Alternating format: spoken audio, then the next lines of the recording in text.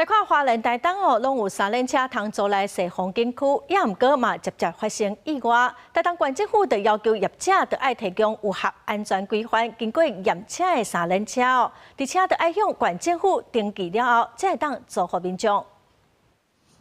地上老田区进入观光的大轨，真侪游客会坐3轮也是4轮的脚踏车，载亲戚朋友豆豆骑车看风景。但是过去常常发生刹车意外，这个月台东县府正式实施3轮以上营业用慢车登记管理办法，要求业者改善车的结构的安全，办理检车的登记甲保险才当上路。真侪业者拢已经改善含登记，让游客当坐安全的3轮以上的慢车来去佚佗。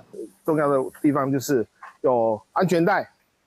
防菌装置，还有我们的后照镜2个，能够符合大众的需求，符合业者的需求，能够让我们整体的慢车纳入管理。 官府强调，这界定3轮以上营业用慢车登记管理办法是针对以卡踏为主、电力为辅的慢车。不过，驶伫道路上，也是要依照《道路交通管理处罚条例》来规范。关警局关山分局表示，伫休热旅游的大过期间，会加强处理甲无按照规定登记的车租予游客业者，相关罚3,600。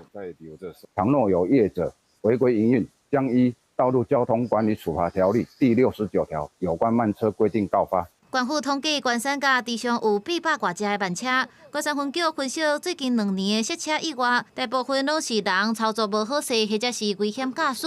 县府也呼吁业者做好游客时，爱加强操作的指导，避免发生意外。公司新闻采访报道。